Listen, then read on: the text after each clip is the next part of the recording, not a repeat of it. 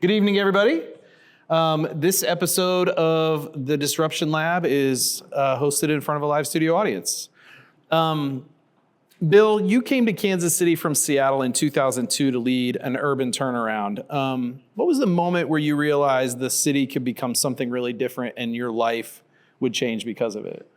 You know, I was doing running the Downtown Council, which is a nonprofit organization that's really focused 24/7 on really making greater downtown be sustainable, vibrant, diverse, resilient, and really to promote more investment and create a economic engine for the city that's healthy and really can be a place where people want to locate their businesses, want to work with their locate their startups, want to, when they leave college, go out and see the world, but come back to Kansas City. Yeah. There's opportunity for you here. I did what I do here in Seattle. I was kind of like chief operating officer of Downtown Seattle Association back in the 90s when we were downtown Seattle was in pretty sorry shape. And so I had a lot of experience in that. And I really just got a call from a headhunter about Kansas City. And I used to get 2 or 3 calls a year from folks. And Kansas City was the first call I ever returned. And I came out here, did the interview kind of process. And I think when I thought this could be an amazing experience was when I met Mayor Kay Barnes. Sure. And she had this vision in her second term to really focus on saving the urban core. So I came here in 2002. And at that time, if there's anyone here that old enough to remember, it was a pretty sorry place. I remember. I'm old enough to remember. Yeah. They had in the central business district, which is kind of surrounded by the freeways, there's at least 35, 36 square blocks of truly the worst kind of urban blight you'd want to see, where buildings had collapsed. They put construction barricades around them. They'd been there so long, they collapsed in the hole. I mean, It was a really sad place. And I knew it was going to be, so she really, I think, was the person who really gave me the inspiration that this could be a really exciting time. And it was really neat for me personally because it was, Seattle was kind of a fully grown, vibrant, thundering kind of thing back then. And this was a chance to really have impact and to help a downtown and a city kind of really turn from a very kind of negative trajectory that they were on. So I knew it was going to be really, and so I said yes. And I knew it was going to be a really exciting opportunity or a very short one. Right. Because they were really, and I think like Mayor Barnes and the private sector really got behind this effort, was out of necessity. They were really at the verge of losing their downtown, of losing, remember back then, 63,000 people worked. And when I say downtown, by the way, it's the river to 31st Street-ish, okay. 18th line, State Line Road. Okay. So it's about a 2-mile square block. That's kind of greater downtown, lots of beautiful, unique neighborhoods in it. But it was really, how do you connect those? How do you start building connections and create kind of opportunities for new investment? And in 2002, I mean, it was really, like I say, there's like 60,000 people work downtown, 4,000 or 5,000 lived in downtown. And that was really in kind of mature neighborhoods like Columbus Park and the West Side and 18th and Vine, and there wasn't much at all in the core. And I always tell it's kind of fun. The first year I came here, we had 500,000 visitors visited downtown Kansas City. Just to kind of give you a sense how far we've come in those 20 years. Today, 124,000 employees work in greater downtown. Wow. 34,000 residents call downtown home. In the first half of this year, we hosted 10.1 million visitors to downtown. That's incredible growth. And all that, but it didn't happen overnight. Right. It really took kind of 20 years, and there's different phases of the revitalization effort that you had to go through. Because back in the early days, I mean, you really had to address the clean and safe issues. You had to set the stage, make downtown look like a place you wanted to be. Yeah. Make it be. Have the perception of safety as well as the reality of safety, and that changes over time as we kind of focus on different development elements. I vividly remember I was a Sprint employee downtown for a while, and I vividly remember we were told to leave at 5. Like you should be out of here at 5. Yeah. And I remember tumbleweed. I remember just things blowing down the street, when you would leave work at night. It was been such a transformation and so enjoyable to watch. Now, Bill, you've said that downtown and the suburbs share a fate. They share one fate. So why is connectivity, both physical and social, the beating heart of an urban ecosystem, in your opinion? Yeah, never let a populist politician tell you it's downtown against neighborhoods. Your fates are intertwined. You need and in our case, in Kansas City, I'd say I know the economic engine for the city really runs from, the river to the plaza. And the cool things that are happening at the streetcar, you're going to see some amazing things pop down in Midtown. It's really, what we've seen downtown is going to continue right down that corridor. And it's going to be, and it's going to be, pretty fantastic. But for a strong downtown, you need strong, healthy neighborhoods around you where people want to live. You need walkable alternatives for people. They can walk to work, that they don't need a car, that they can invest in their education or in their startup business. You need to have those alternatives, a housing ecosystem where you can come out of high school or college and live in downtown. And as your situation changes over time, you have alternatives of where you can live from high-rise apartments to single-family homes. If you have a couple of children, you're moving in that kind of, you really want to have that, all of those amenities and those opportunities for people. And so it's all about connectivity. It's all about connecting neighborhoods to downtown in that greater downtown footprint. It makes you stronger. It makes you healthier. I take great pride that greater downtown is the most diverse neighborhood in our metroplex. 51% of the folks who live in greater downtown are not majority culture. It's a wonderful mix of ethnicities, of backgrounds, of ages, and that makes a healthy community. One of the kind of my poster child for residential living in downtown is the Library District in the Garment District. You've got market rate condominiums next door to market rate apartments, next door to low-income housing tax credit apartments, next door to rent restricted apartments. And when you do that kind of mix of incomes in the areas, people take great pride in that. And that's one of our kind of healthiest neighborhoods. And so we try to use these models, these prototypes or case studies and replicate them. Mm-hmm. And it's a successful strategy. I think when we start putting up barriers between neighborhoods, when we start ussing in them, and in some ways, the public sector, with 6 different councilmatic districts, it's kind of a setup for that. I mean, because everybody's competing for, a pie. They all want their kind of equal piece of the pie. And yet when you're building a city, when you're building a place people want to live, you really can't look at it that way. You have to look at it as what helps the most of us. What are those things we can do that help the most people have a positive kind of trajectory in their lives? And for me, it's all about connectivity. And that's why our organization was really in front of the starter line streetcar, because we knew, I'm from Seattle, where we voted down light rail a dozen times before they finally voted down a necessity. Yeah. And here that had happened too. And a wonderful council member came to us, you might remember Russ Johnson, said he had this idea of doing a starter line. And instead of doing a whole vote of the entire area, we just draw a transportation development district, a line around downtown, and say, if you're inside that box, you pay an assessment on your property and a 1-cent sales tax. And that took about 2 years of negotiation with our organization and the city before we could come to a place where they were willing to take that risk. It says $110 million risk to build the starter line. And I think it's a great example of private-public partnership and process, because working together, we worked through all the issues. And when we finally decided to work together to create the starter line, no businesses, no property owners, no residential groups protested or filed any. I think there's 1 or 2 little nuisance ones, but they were insignificant. I mean, it was quickly dismissed. But they had that kind of consensus that if we do this investment, more investment will follow it. If we connect the riverfront to the central business district, to the crossroads, to Union Station, things will happen along that line. And the proof is in the reality.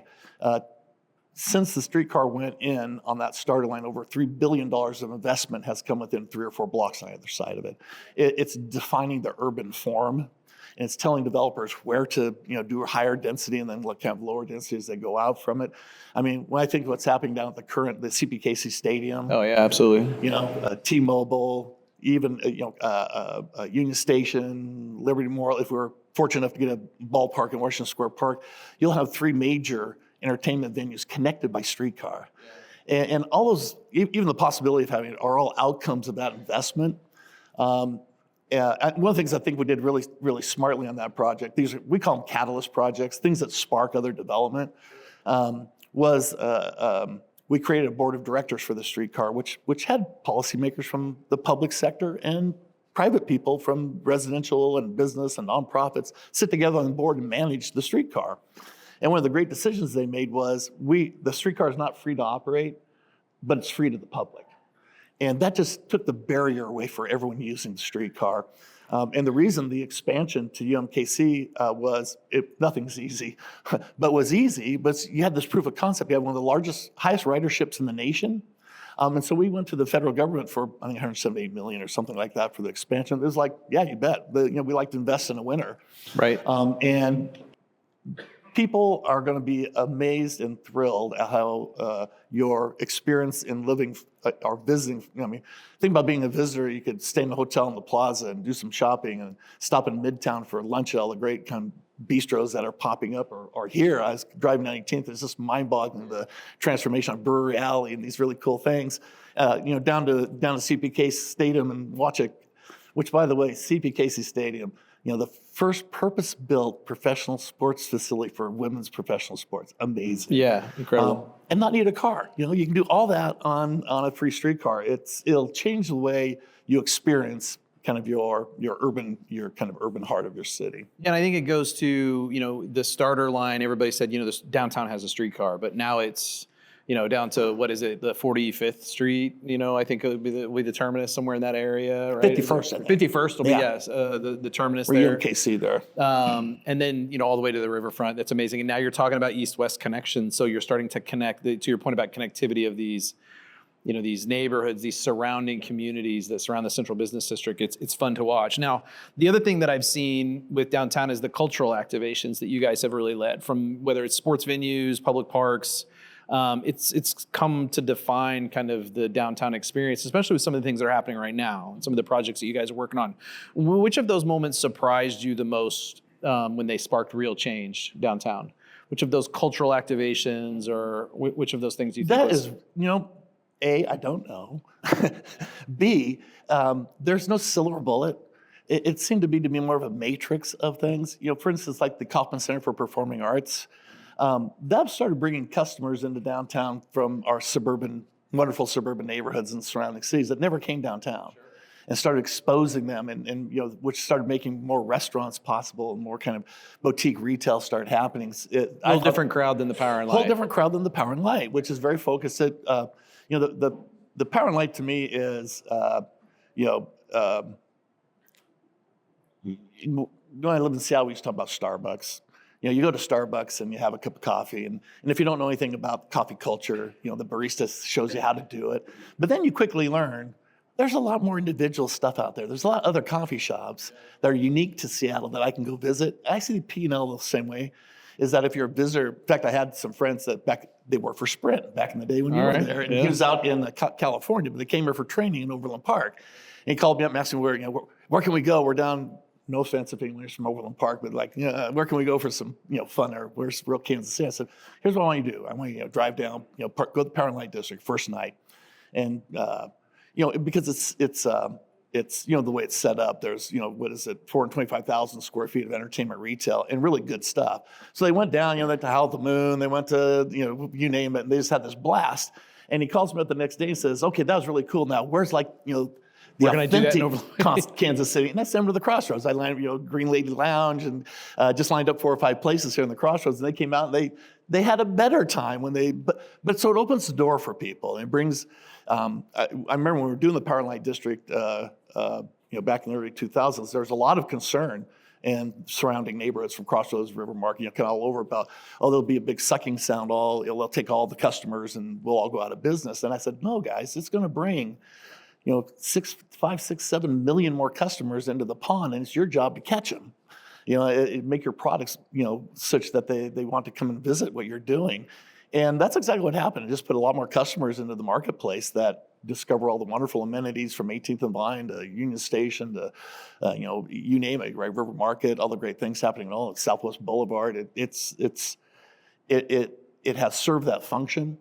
They stayed, the Cordish Company, which is the owner of Power and Light District, they stuck with us through the recession, which was one of the worst in America, in our history, many, many years, through COVID, which was horrific for all of us. And today, one thing is we track metrics on everything. And for instance, in the visitor arena, we're at 104% pre-COVID. So we've completely recovered. Our office market, and this I think is because when you make an amenity-rich, fun, diverse, exciting downtown, each of those neighborhoods, there's 22 neighborhoods in greater downtown, and they're all unique. They have their own history, their own heritage. You look out the window, they're all different, right? But that's power, that's strength. And so when people come, so because of that, like our employee base, 80% of of those 124,000 downtown employees are back in the office at least 3 days a week. If you go out to our wonderful suburban counterparts, office parks, kind of out in the burbs, that's 50%. Yeah. Because you're commuting through traffic, you're driving to a building, parking in a big, beautiful new parking lot, get back in your car, go to TGI McFriday's or Applebee's, but it's not walkable. You've got to drive somewhere, go somewhere. So it's like it's the carrot. People want to be in downtown because it's fun and interesting, exciting. They can walk out for lunch to 100 restaurants, right? 100 unique venues, and so there's a competitive advantage to having that kind of diversity and that kind of rich, amenity-rich environment. So back to your original question, having all the cultural institutions, having the Power and Light District, having T-Mobile, having now the Current, having the wonderful mixed-use development going on Samara Road down in the West Bottoms, or $1 billion of investment on the riverfront, which how many years did we talk about trying to vitalize the riverfront? And it's happening right in front of our, and that's going to be a wonderful mixed-use kind of environment from market rate housing, affordable housing, retail, sports, and I think it's back in the early days when we started, we had a plan. And it was called the Downtown Corridor Development Strategy, done by the Sasaki Associates out of Waterbury, Massachusetts. And I would walk around downtown and I talked to like the old guard, I call them, right? Most of them are not with us anymore. They're retired or whatever. But they'd say, Bill, why are you spending time on residential? We got to fill these office buildings. I said, guys, downtowns today become modern mixed-use environments where you have work, but you have play, you have culture, you have entertainment, you have arts, and you have visitors. You've got to have all that going on to be successful. And then we get a lot of criticism. Well, you're just focusing on the central business district. And at the time we did, because you had to save the core to save anything. You were really at risk of losing it completely. Even Philadelphia happened in the early 70s, even lost political representation, right? And then you're in deep trouble. It's really hard to recover from that. And we said, no, you're going to save the core. It's going to be a rippling effect. It's going to be like dropping a pebble in a pond, right? You're going to hit the first one, but then it's going to go to the next ring, the next ring, the next ring. And I'm telling you, that's exactly what we're seeing. Yeah, it's played out that way. 500 million in the West Bottoms right now going down, $1 billion on the riverfront. The Crossroads, totally vibrant and exciting. What's happening at 18th and I right now is just transformational. But that wealth creation now is getting exported and supporting kind of our inner ring neighborhoods in greater downtown. And it was really kind of fun. We actually updated that plan about 3 years ago. It's now called the Imagine Downtown KC 2030 strategic plans on our website. And where the first plan was a top-down exercise, the mayor, Barnes, and you had these big civic leaders, and they did this kind of top-down. The new plan is absolutely grassroots up. We had over 2,500 people in all the neighborhoods downtown participate in the planning process. Took us a couple of years. Actually did it during COVID. And you'd be thrilled because I was like when the first time we actually had to use all the tools that you guys use every day. And like, how do you do a community meeting on Zoom, right? Yeah. And we learned. And in some ways, I'll never go back to just doing a community engagement meeting in a room like this without having those tools, because what we discovered was, there's always the 5 transit advocates who want to advocate for transit, the 5 housing, they want, the kind of squeaky wheels, we call them. Yep. And I'll say it, you don't have to. Yeah.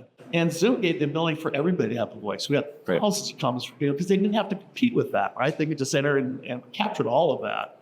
So the new strategic plan is really, really focused on all about maintaining affordability, affordability of housing, of living in our downtown. And many downtowns have lost that. We're still in a position where we haven't lost that. As development gets denser, values go up, pressures get greater. And if we're thoughtful, intentional, and strategic, we can maintain our affordability. If we're not, we'll lose it.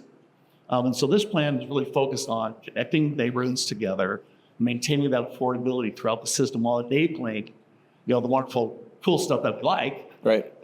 Like all except Crossroads, 18th Line, and Victoria Arts Centers, to continue to develop. And that will be our challenge, I think, over the next decades. I think the next decade is going to be more exciting than the last 15 years.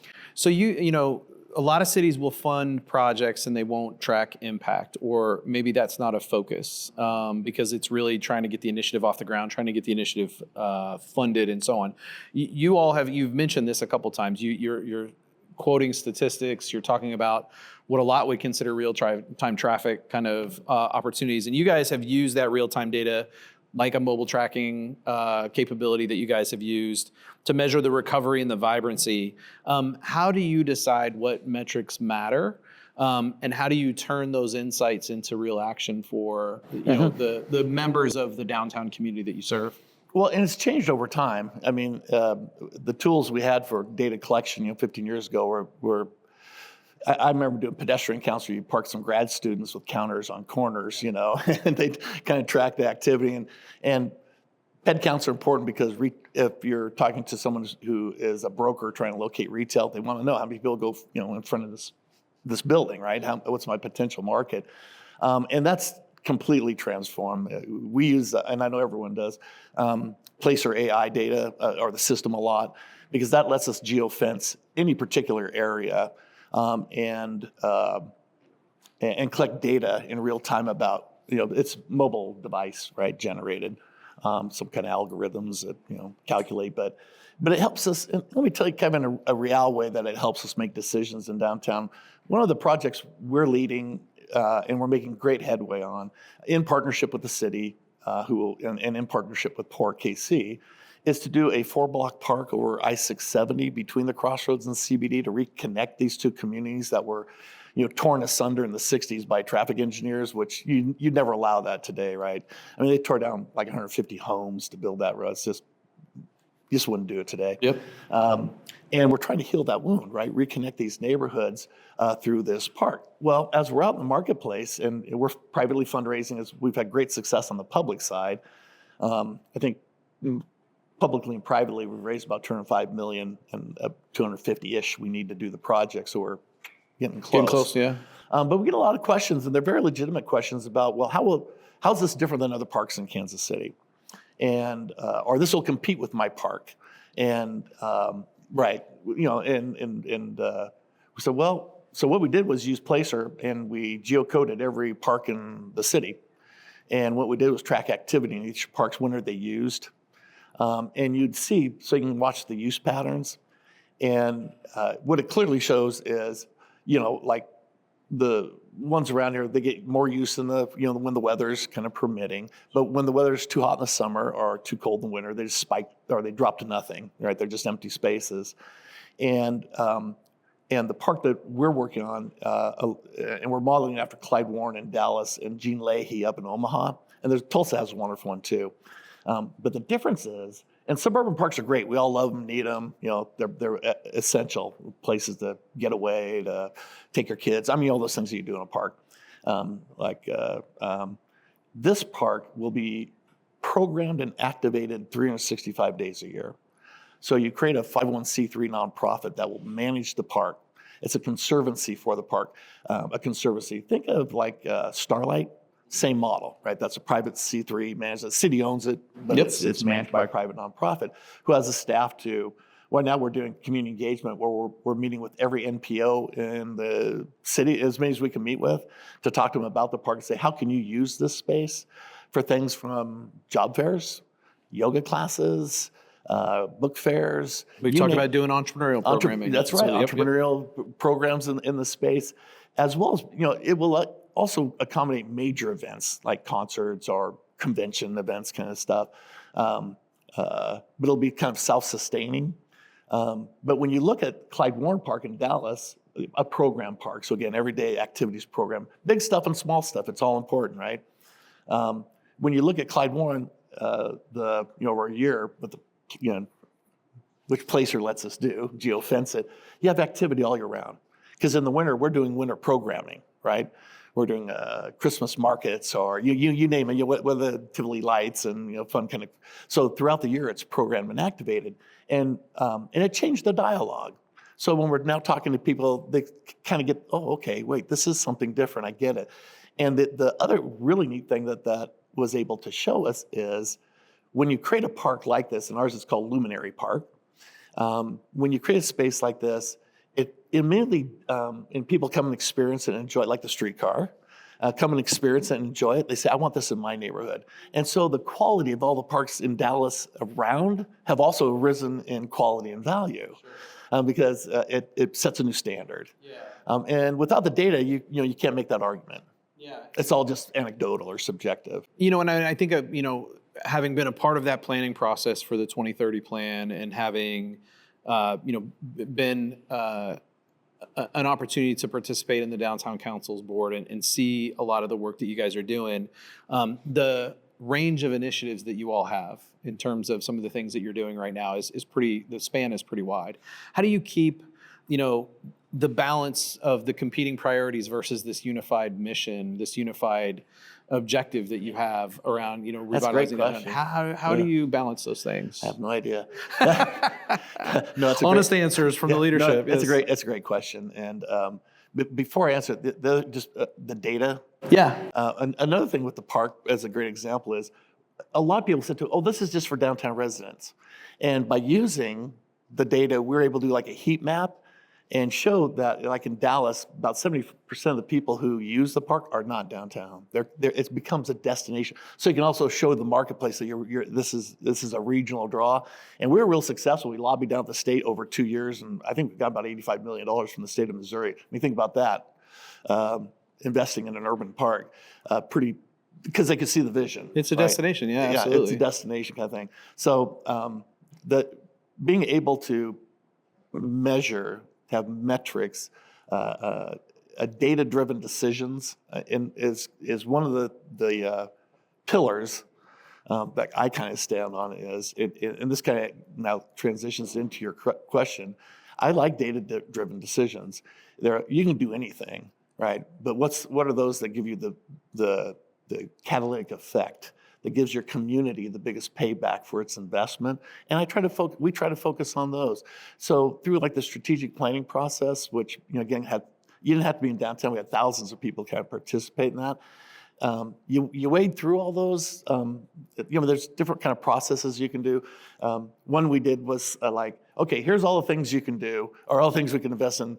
Take these stickers and put them by the ones that you want us to do. And everybody puts all the stickers on all the things that they like. And then phase 2 is say, okay, now put a sticker by the one you're willing to pay for. Nobody gets up. The list gets short real quick, right? Yeah. And so what we try to do on a serious note is use those kind of processes. And there's 100 things we can all disagree on. What are the 5 we can all agree on? Is streetcar expansion important? I think we all agree, yes, it works. We need it east-west on 2 or 3, whether it's Linwood or 31st. I'd love what 18th and Vine connected to Southwest Boulevard. It's kind of my number one pick. Yep. 12th Street. I'm a big fan of that one myself. Yeah. 12th Street, is the only boulevard we have that still goes all the way, through, hasn't been truncated like Independence Avenue. So there's lots of good choices out there, but we can all agree that, that investment working helps all of us. Helps me get to my job, helps me get to amenities and retail, helps me get to events and culture and things I want to do. And so we try to focus on those. What are those 5 or 6 that we all can agree on? With that said, I've got hundreds and hundreds of bosses. They all have opinions. They're all going different directions. So, and we always have issues du jour or crises du jour that you have to deal with in an urban area.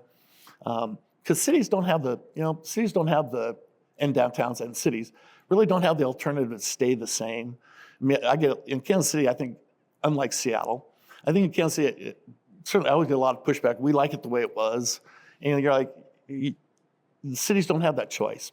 You're either growing, changing, investing, staying relevant, or you're decaying, you're atrophying, you're losing market share. You can't stay the same. I can't tell you, I wish I had $1 for a time when I first came here and said, when you get that Jones Star back downtown, I said, you're never getting a Jones Star. Those days are gone, right? I mean, it's a different world. And I think that the product that we've all collectively created is a more exciting one than that ever was. So it's really trying to identify what are those half a dozen things we can agree on, and then focus the organization, resources, advocacy, legislation. For instance, things like housing is super important. I just really believe, we have 34,000 residents. I want 60. And to do that, you need the tools to help developers do that. And our organization, for instance, we use historic tax credits to rehab a lot of the beautiful historic properties into residential. Well, a few years ago, the state of Missouri changed how the scoring happened on those. And they did it for all the right reasons. They thought they were helping. Oh, wow, we just expanded it, 20-fold in your community. Yeah, well, there's no historic buildings in the 20-fold you expanded it in. Right. And where the historic buildings are, the West Bottoms, say the Muehlebach, and those kind of things, are outside. Not in the footprint. Yeah. Outside of the footprint, and can't get historic tax credits. And so we worked for 2 years with DED to change those, and they got it, and made the changes, and now we have a level playing field again, where empty, abandoned buildings can be. Two we're working on right now are the Federal Reserve building, which has been empty since the new building was built, and in having those. Actually, I'm not sure historic tax credits apply to that, but we're working right now with other organizations like MEDFA, Missouri Economic Development Finance Association. Okay. Yeah. Learn something new every day. There's my check today. To create a tax credit to convert commercial buildings into residential. Sure. If you look at our friends and colleagues in St. Louis, their downtown's just suffering mightily from loss of business. I mean, they have 2 million square foot towers that stand empty. A commercial conversion tax credit could help those become residential properties. Pretty spectacular kind of residential properties. So those are the kinds of things that we work on, right? To try to set the table for the private sector, for private investment to kind of take the lead and invest in our downtown and in our city. Bill, as a leader who's been focused on the people of the downtown area, the downtown region, you've had to navigate a lot of short-term disruption for the long-term gain that you're talking about. So I know that there was, pressure and pain when the original streetcar construction was happening. How do you navigate those? How do you message and navigate those things? As the leader of an organization, how do you keep the people, your organization? You can keep your sights on the long term. How have you been able to keep the residents and the people that are impacted by some of these disruptions? Have you been able to keep them focused on the kind of the long-term gain and the long-term opportunity? That's just a great question. It's really interesting. When the pandemic hit, both in academia and in the media, there was this whole school of the urban doom cycle. Downtown's dead because everybody's going to move out to the farms and get distance from everybody. And in our case, in downtown Kansas City, the exact opposite happened. We added 2,500 residents during COVID. And the reality is you look at the kind of analytics of that, is because urban areas have so many ways in and out, right? They have so much diversity that the chances of infection are actually lowered. And once the analysis, post started coming in, and where the super spreader events were like up in your suburb where y'all go to Costco and there's 5,000 in a building this big. It just didn't happen. And this really doesn't answer your question, but it's interesting that having that kind of I think it's having those kinds of experiences prove to folks who live here and work here that resiliency is important. That having diversity of workplace, of residents, ways of ingress and egress, and ways to transport yourself around are critically important, and I think satisfaction of kind of residents who live in greater downtown neighborhoods is important. And I think from what helps, we do a lot of work with other people's money. We're a small nonprofit of staff of 9 professionals, right? We have community improvement districts that have a lot more employees, but kind of 9 professional people working kind of on these initiatives. And how you keep the city engaged, how you keep the state engaged, how you keep the federal government engaged in positive ways are through return on investment. One of the things with the streetcar analysis we did, Tom Guerin actually did, that we shared. If you look at the sales tax growth in downtown, in the first 5-year period, it exceeded the citywide by tenfold. So you're creating a bigger tax base. When you move in from 6,000 residents to 34, they all pay earnings tax. They all, if they own, they pay property tax. You're building the economy. And we track those kind of metrics too, the economic ones. So when you kind of add those up, the growth in downtown, greater downtown, is the fastest growing neighborhood in the Metroplex. And it actually skews economically strong. Yeah. So you're getting a lot of college graduates. You're getting folks who are doing startup companies. You're getting kind of your best and brightest who work in the corporations and do all the things that they do. But you're growing the economy, and that keeps the city engaged. I think the state was so supportive of the Luminary Park project because you're helping this.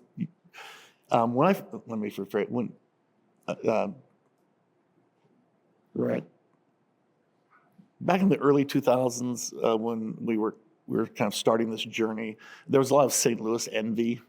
It's like St. Louis got everything and Kansas City got nothing, and Jeff City faces east, and it did.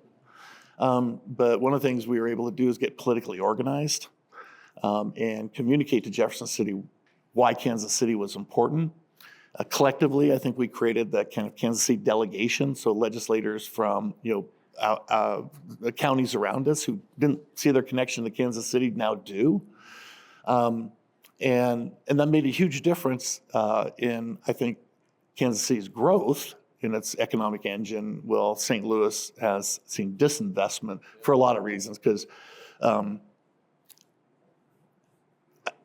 I think you have to be willing to face the hard realities of your community and tackle the difficult issues. And that makes a profound difference in your community. One of the things we did early on was probably the issue of homelessness is intractable. It's with us forever. The world generates disenfranchised people for millions of reasons. And how do you as a community respond to that? And when we had huge issues in downtown and in the early 2000s, large encampments and those kind of things, so people sleeping in doorways and all that good stuff. And there, but through the community improvement district we established, we had a strategic, not strategic, I think a human-centered approach, which said, no, we don't want to just chase people away. You want to help the model do better at delivering the services. And we were able to raise $3 million privately, bought a building. We worked with the human services community professionals because they're the pros. They know what they're doing, right? What do you need? What do you need to do your job better? And let us find the resources to help you do that. And one of the things that was identified was that there was no day shelter. There was nowhere when you left the emergency shelters in the morning. You really just had to kind of wander through where the services were. Put them out on the streets, yeah. Yeah, and they were all over. So you created this kind of diaspora. Folks just had to kind of, be victimized as they traversed these different areas trying to find services and get on with their lives. And so we created a day center adjacent to where the shelters are.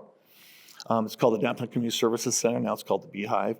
And we put in the bottom floor, back then it was Nurse KC, it has a new name now, but a really wonderful, it's like a bistro. I mean, but it serves about 15,000 meals, I think it's 15,000 meals a month. It's incredible. To homeless and working kind of poor. But what was really helpful was, and then on the second floor, we have a physician, a dentist, counseling, rapid rehousing, help you get identification cards, anything you need to get on with your life is available. So you don't have to wander hither and thither. You can get a nice hot meal for you and your family, and you can go upstairs and get help and get services. And it fundamentally changed the dynamic. We've been doing that now. We've owned that. So here was the commitment, though. You can't NIMBY things. You can't walk away. The funds we raised that we purchased, we have a 501c3 subsidiary of the Downtown Council that owns that building. And every year we raise about 50 grand from private philanthropic contributions to keep it in great shape. We offer it rent-free to all the nonprofits. So there's about 5 of them that operate in there. It's free to them. Yeah. They don't have to pay rent. We actually do a utility subsidy where we pay the utilities, and fully functioning kitchen. Yep.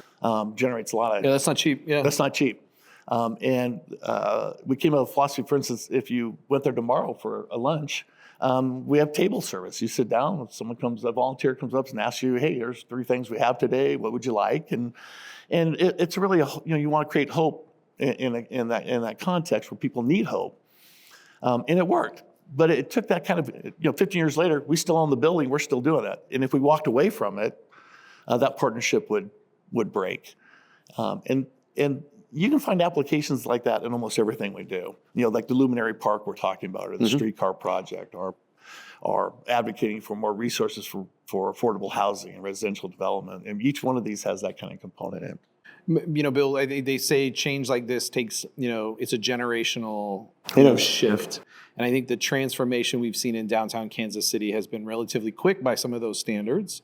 So what personal belief or assumption have you had to change or set aside as you've witnessed kind of that transformation? Like, you've been doing this a long time. You did this, work in Seattle. Now you've been doing this work in Kansas City for over 20 years. Yeah. Is there anything fundamentally that your belief that you thought, A, is true, has now shifted as you've watched that transformation here in downtown Kansas City?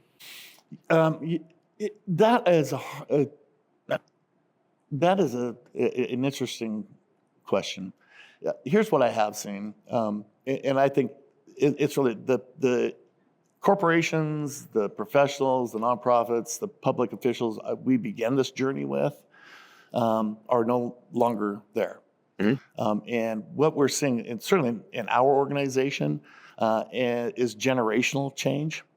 And a new generation of leaders are leading the way, and they don't carry any of that history. They came into a downtown that was a thriving place full of opportunities. Yeah, you ask them who Kay Barnes is, and they're not sure. They're not sure. They don't know. I did a ribbon cutting for a bank that came in a year or 2 ago, and the general manager, a nice woman, and I said, "Wow, is this amazing? Could you imagine this bank being here 10 years ago when this was just?" And she goes, "What? What are you talking about? It hasn't always been like this?" And I'm like, "Love it." Yeah. So leaving that behind is, I think, really important. You have to keep reinventing yourself, stay fresh and stay current. And so I challenge our organization, kind of regularly to, one size does not fit all. There isn't a formula to this. You really have to understand how the market is working, where it is, what are things we can get accomplished, what's the cumulative effect, how do we build on things, which, by the way, is also how you keep people engaged. We try to create pipelines of projects. Things are in the short term, so you can get quick wins. Then those are kind of longer, and then the kind of long ones, and which take a lot of time to get done. Looking back, it looks like it happened overnight, but like the riverfront, right? I mean, it's just mind-boggling to me. Every day I come to work, I drive by there just because it's so exciting to see it actually happening after so long. But if you just moved here, you go, that's cool. Yeah. That's cool. There it is. What next? And the new generation demands things the old one didn't, which I love. I love a lot because when I first started, you'd hear a lot. Oh, it's good enough for Kansas City. Well, what the heck does that mean? It's good enough for Kansas. What, we're second best or something? Yeah. You don't hear that anymore. People expect. I want that streetcar going east-west. I want this expanded now. I want to get over the river to North KC, right? I want to do real parking ride. You have this can-do spirit that I love, and it's just brought a whole new energy in. And when we look where you are here and what's happening in the East Crossroads, the east side of the crossroads, is transformational. You see it happening. And I think for our organization to stay relevant, it's how can we help you be successful? And the Keystone Innovation District is a top priority in our strategic plan, as well as the kind of public spaces that we talked about, like the park and the connectivity. But it doesn't exist in our marketplace. We're behind the curve, and it's how do we move this needle to create this space where academia, business, and entrepreneurs can come together to create those products for the next generation. Who's the next Sprint, which you work for? Who's the next big economic engine for your city?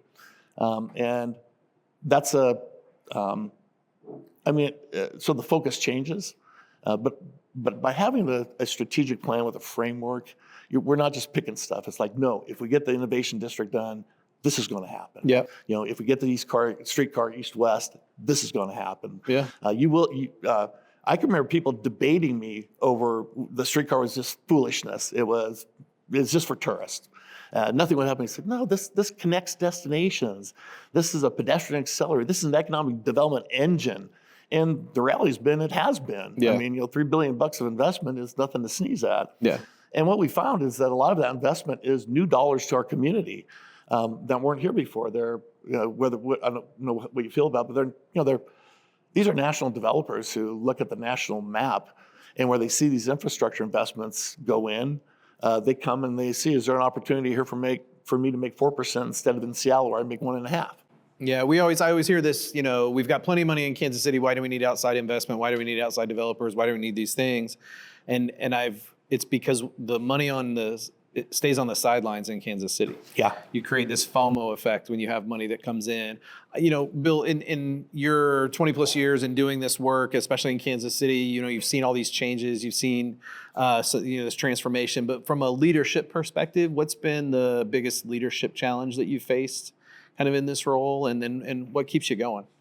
I think the biggest leadership challenge that we all have and share is keeping people engaged. It's, downtown is, $12 billion of investment in 20 years. You've moved those needles, you've doubled the employment base, you've quadrupled the resident base, the visitors are off the hook. But you only have to walk out the door to see lots of infill opportunities, lots of areas that need focus. And we were just talking about that ripple effect. Well, we can't walk away. We need to, again, be thoughtful, intentional, make sure that ripple happens in the way that benefits all the neighborhoods around downtown. So the biggest leadership challenge for me, it has always been, it's the right word, malaise. I believe so. Malaise, People just general malaise. Yeah, that's good enough for us. Why do we need a streetcar? If not, we can edit that out. So there you go. Let's hope that's the right word. Yeah. I think it is. Yeah, it's keeping people energized and motivated and engaged and willing to work, willing to volunteer in your organization and ours, and kind of the wide breadth of them. And the neat thing that's at this point of my career, and I really mean this, generational change is a reality. If you come to our board meetings, you look around that room, it's all 40-year-olds. I mean, it's not the people we began this journey with. They've retired and moved on. Sure. And you've got this entire generation that has new energy, new excitement. We were just meeting with a nice young woman who just moved over to Mark and Mid-America Regional Council. And she, she's just like, there's so much opportunity. We've got to do this, we've got to do that. And I'm like, you're absolutely right. Let's hook our efforts to your engine and let's make this stuff happen. And you see that everywhere in everything we're doing. And so if you look at our staff at the Downtown Council, they too mirror that next generation. They're a diverse work group. They're different ethnicities, women, men. But they all have that can-do. And they all, by the way, they all love their city and they love their downtown. You have to have true believers who have skin in the game and really care. It makes a huge difference. And so that's why I can say things like, I think our greater downtown is poised, really. I mean, if again, out of COVID, on the employment recovery, we're third in the nation per capita. On the visitor, we're like second in the nation. I mean, we recovered really well, but it's because of the diversity of our downtown. And that made it resilient, and it worked. And so I want to make sure that as I end my career, that our organization is poised to take that new energy and those new opportunities, which today I might not even know of. But I think we have a good strategic plan to get us through the next few years. Strategic plans, by the way, I think they're good for about 5 years. After that, you're just kind of guesstimating what's going on. But when I think about getting Luminary Park done, I think about expanding the streetcar east-west and over the river. I think about Keystone Innovation District. These are real things we can really get done that fundamentally change our city.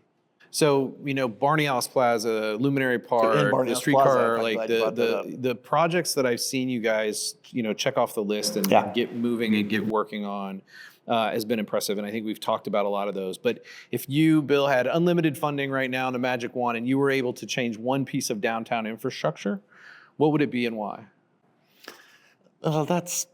There's so many answers to that question. You get to pick one, though. No, Kansas City's an old city. Yeah. And when you say infrastructure, I mean, we had a water main leak by our office, and they tore up the whole intersection, and it went down about 10 feet, maybe 15 feet.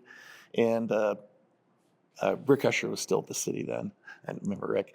And he came in, they had the picture of it, and they had all the pipes, what it was, the power pipe, utility, water, sewer. And then they had like these 3 pipes, and it was like question marks. It'd been there so long, they didn't even know what it was. Nobody knows. Right? Nobody knows, and they're made out of clay and wood. You're like, what happens if we cut this one off? Yeah. So, and this again is setting the table for the private sector. I mean, if you look at the development that's going on in the West Bottoms, if you look at if we were to do a ballpark in Washington Square Park, if you looked at what had to happen to make the Power and Light District, is you had to bring all that infrastructure up to current standards so that the development can happen. I think we have many development sites that still suffer from that. And if you look at where development's going in these kind of major mixed-use projects, which I think is the next evolution of development, it used to be kind of one project. To enable those projects to go forward, you have to upgrade all that infrastructure. Yeah, they're going through that on the plaza right now. Like they grand plans for the plaza, but they know they've got to start below the ground. Yeah, in fact, I met with the ownership group down in Dallas a couple different times, and they're doing the expectation management. Everybody's like, why isn't it fixed today? There's a new ownership. Yeah, you look underground, and it's restaurants are leaving because water sewer floods your basement. You can't operate, and that all has to be. Yeah, they have to start underground to come up to be able to do what we all want them to do. It's when I was in St. Louis the other day on a panel talking about, it's kind of funny because I won't tell who was there, but anyway, public and private people and a couple hundred true believers in that town. They're like, how'd you do it in Kansas City? Was kind of the topic. And their downtown's gone through a down cycle. I mean, a really bad way. And you have to be that messenger that says, guys, this doesn't happen overnight. You're on a 20-year track to get back to where you were, or to get back to where you want to be, or to create what you want. What's something new that you want to be? I guess the question for them is, have they even hit the bottom yet? Have they even hit the bottom yet? Yeah. No, and I think that's a real question. There was a lot of, we won't go into all that, but so if I had a magic wand, I would have a streetcar system that was fully integrated and kind of went all over the Metroplex, or all over at least Kansas City, Mo. Yeah. I continue to expand that because I really believe that. I've just seen it in every market I've worked, that transit development's a reality. If you build fixed rail, people will invest along it. And it moves people. It connects you to jobs. It connects you to quality. It improves quality of life. The other big one, if I had a magic wand, it would really be to create or maintain and add to this ecosystem of housing, so that anyone coming out of high school or college could live here, get a job, do what they want to do, and kind of see their future here. And one of the metrics we track is how many college students come here when they leave KU, MU, K-State, wherever they're going to, Central Missouri, wherever. Because that's that talent that you want to attract, right? And they're your future. So I think those are the types of things. They're not romantic or exciting, or because again, downtown ballpark, Luminary Park, there's no silver bullet. You need all these things to be working together. None of those saves your downtown or takes it to the next level, but they're additive. And I think if you can continue to put your unique assets in close proximity to each other, there's a catalytic effect to that. I understand that. They feed off each other. Yes, I do understand that. Yeah. So it'd be to make good location decisions on where you put these major private public kind of investments.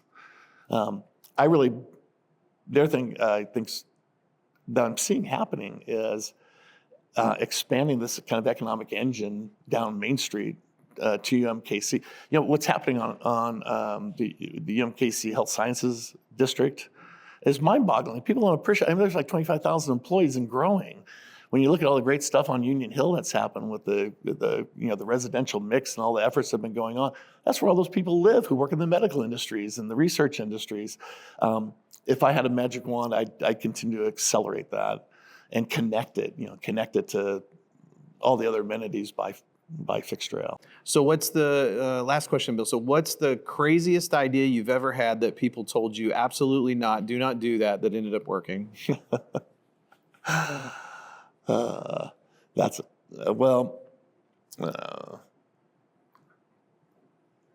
think the biggest reach was probably the streetcar. There had been so much failure around, a light rail that people really didn't think there was a chance of getting that done. Yeah. And so kind of stepping in front of that and being part of the team that brought that to reality, I think would be probably one of the riskiest initiatives we talked about, and probably one of them that paid off the most. Yeah, it's a national model now. Yeah, and I see what's happening now, which opens here in August or September, October. Yeah, it's just proof of that you're going to have the same positive impact on that corridor that you've had in your downtown. I think T-Mobile sprinting today was a major risk. I think. And that was really kind of a three-bank shot. I can remember going to H&R Block at the time and saying, "Hey, how'd you like to have a corporate headquarters, 12th and Main?" And they're like, yeah. "Well, what if you had a sports complex and it's entertainment retail district?" Well, that's interesting. And then ended up with quarters, but we're talking to multiple developers about how'd you like to do an entertainment retail district in downtown Kansas City? Like, what if H&R Block was your anchor? Was corporate anchor on the north? Well, that's interesting. Sports complex. And then once we had that kind of in place, I think talking to the citizens of Kansas City about voting to create Sprint Center at the time, T-Mobile today, and that fundamentally changed everything in downtown. Having those three, where you really had two anchor tenants and revitalized convention center, sports and entertainment complex, 425,000 square feet of entertainment retail. It was suddenly, it changed everything. It really gave you the momentum and gave people hope that, wow, okay, I could see me investing around this somewhere. I think we talk about the trajectory that Kansas City is on. Kansas City's on the rise and all the things that are high, World Cup and all the things we get excited about. I'm excited for Barney Alice Plaza, the connectivity to Luminary Park that we've talked about, how that'll be connected, Green Line project or, some of the other things. And I think in another 5 years, when you look at what's happening here, I think it's going to be another one of those moments where if you weren't here before, it'll just be hard to, remember what it was like, before all of those things. One thing I'd add to that, and it's kudos to everyone in Kansas City, in our region. Unlike Seattle, which aligns with the Pacific Rim economy, unlike New York, that aligns with financial London, we stand alone in Middle America. There's no one we align with. St. Louis looks to Chicago, the Mississippi kind of community, all that. It's blank to Denver and down to Austin. I mean, it's a long distance to anywhere else. And this revitalization, the vision for it, the commitment for it, the belief in it has been done locally by people here. Yeah. And I think that just speaks such volumes, about the strength of this community and the belief in their city. And without that, none of this would have happened. Well, Bill, I think the downtown for sure, I think the greater metro has certainly benefited from your leadership. So thank you for, your commitment to not just revitalizing downtown, but turning it into the economic engine, the centerpiece that the entire region really needs. We always talk about we need a healthy urban core. Yeah, you have done a fantastic job. And so I appreciate your leadership. I know there's a lot of folks that appreciate the work that you've put into downtown. And thanks for being here and sharing the stories and for being a part of this. I appreciate it. Thank you very much. Yeah, give me a hand, everybody. Unscripted. Unscripted, totally unscripted. So.